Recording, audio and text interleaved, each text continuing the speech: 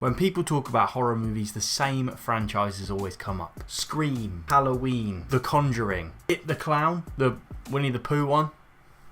But I recently found their golden child. This franchise, when I tell you it's good, there's no way on God's green earth that people are going to now talk about horror movie franchises without putting this at the very top. Ladies and gentlemen, I present to you Robert the Doll.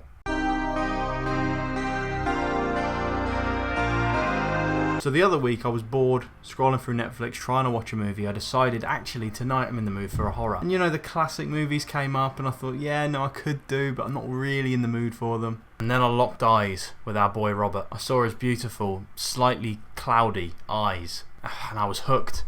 You know, he got me, just like that. And then I had the pleasure of sitting there and watching the whole movie.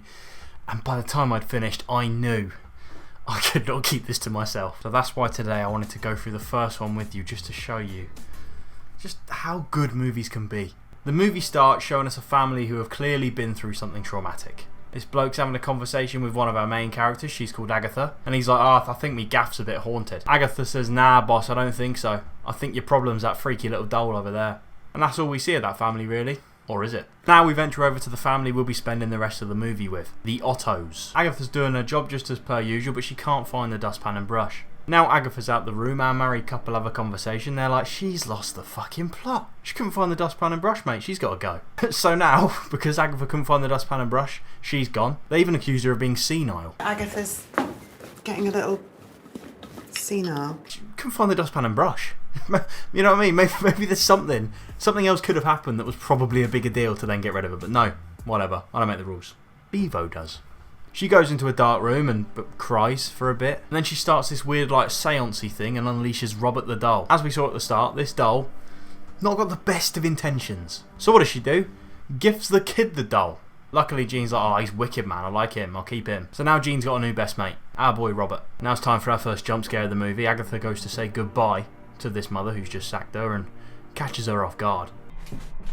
And the Oscar goes to... Mum goes to see Jean and she's like, who's that freaky little fucker sat in the chair? He's like, oh, that's Robert. Agatha gave it to me because you sacked her. She's like, do you want me to put him in the loft? He's like, nah, he's proper funny, I like him.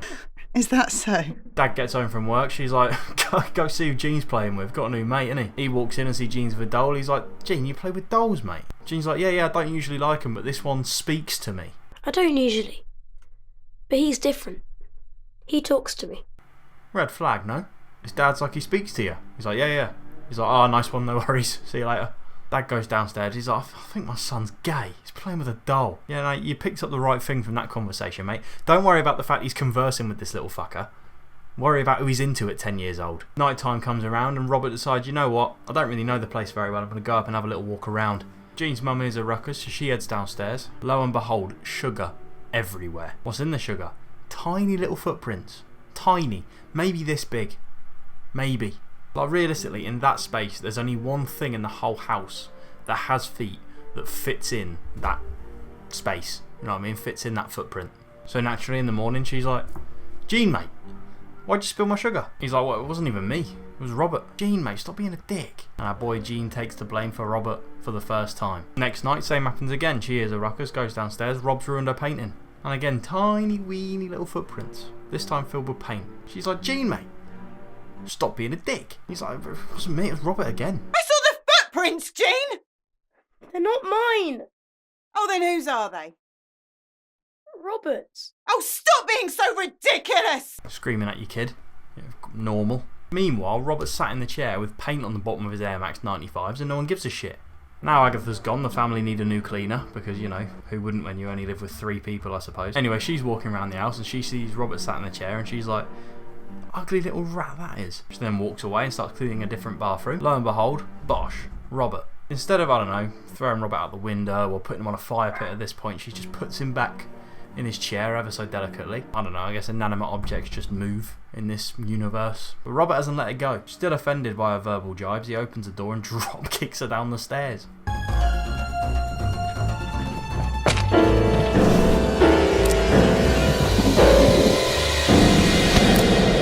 How have you let this happen as a human? How have you let this happen? How have you let this little puppet boot you down the stairs? She even looks over her shoulder. She sees him coming. Just fucking Bosh. Either way, the mum comes home and finds her and she's covered in blood from somewhere. She's like, well, how'd you do that then? What happened? He's like, yeah, the doll did it, mate. You've now heard the doll can speak from Jean's perspective, walk around, and now someone who doesn't even know about the doll really has gone, he kicked me down the stairs. I mean, that's case closed, right? So then the mum tells her husband, she's like, yeah, no, she reckoned the doll did it. And he's like, well, what does that mean exactly? What does that mean exactly? It means your son's still playing with dolls. Have that. He's gay. Still in the direct aftermath of this tragedy, his dad's like, let's go out for dinner tonight. She's like, you're joking, I'm traumatised. He's like, you know, stop making excuses. Papa wants some 2-for-1 steaks at the Beefeater. Activate some Riz. She's like, okay, you win. So now they're going out for dinner. This is where the dad calls Marcy, the babysitter. I'm sure she'll be safe. As the mum's getting ready for her big night out, she can't find her lipstick. Well, it turns out someone wrote die on the mirror using her lipstick. Wonder who that could be, eh? She walks in, she sees Robert holding the lipstick, sat in his chair. Jean, you twat, why are you playing with my lipstick? You are gay. And he's like, no, it was Robert, I was downstairs, I wasn't even in the room this time. So she believes him, she tells her husband, she's like, look, there's bloody lipstick writing on my mirror in there. So she goes in, Robert's had her as a right mug, he's rubbed it off, hasn't he? Bedtime now, they've gone out, the babysitter's tucking Jean in for the night. Those two are now driving home and she's like, oh, by the way, I've definitely heard Robert speak. And he's like, you need to up your dosage, you nut job. They get home, the door's open, Robert's gone. Jean, you can't. Now, this time they're somewhat normal and they just blame the babysitter. They're like, why's she fucked off home for? And boy, was she angry about this. Don't tell me to calm down. She left the fucking door open. And the Oscar goes to... And then they call her house, they're like, what's going on? Turns out she's dead. What's wrong? She's dead. Who? Marcy. What? And the Oscar goes to... Rob tried to kill her, she dodged it, she ran home, Rob followed her and just chopped her up. Don't know why. Like, I don't know if he does it for sport at this point or if he's just deciding to dislike these people, but whatever works for him. He gives her a hug and tries to make her feel better. He's like, it's just life, innit? Happens. Don't be so fucking ridiculous. Something sinister is going on. Why can't you see? Why can't you see, Rob? She calms down a bit and goes to wake Jean up just to ask him what's going on with Robert. She's like, so is he a bit dodgy? He's like, no, yeah, he's fucking mental. He pushed the cleaner down the stairs and killed the babysitter. He told me he was going to do it and all. So she's like, right, I've had enough. She grabs him, throws Robert on the sofa and brings him in for some one-on-one interrogation. And let me tell you, viewer discretion is advised. It gets ugly. Talk to me, you little bastard. Come on. Tell me what you've done. Speak! And the Oscar goes to... But the mum, finally knowing better, decides to take action. She gets rid of him by locking him in the shed. This little bastard, right, he followed the babysitter home, opened her door and stabbed her. But she reckons this shed door is like Fort Knox or something and he's just going to be, you got me. The mum then, in her reasonable mindset, goes to try and find Agatha instead of, I don't know, hydraulic pressing Robert. She's dead though, so no luck there. You know, in this weird time period, Agatha's just died, sure. Sure. Lived next door to her for 25 years. Okay, Agatha's new home is up in Oak Park Cemetery.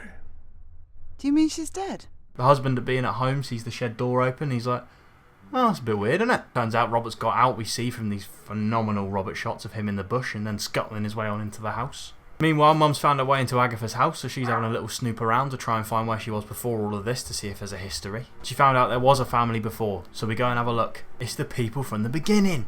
He lets her in and they sit down and have a little chat. She's like, did you know Robert? And he's like, yeah, he made my wife mental. She's like, yeah, I'm mental. The doll did it. Probably get rid of that. Obviously. The dad goes back inside after his little shed adventure. Jenny's like, I'm off to bed. Goodbye, Dad. He's like, goodbye. It's usually good night, innit, you idiot? Silly boy. He's like, yeah, this time it's goodbye. Bed.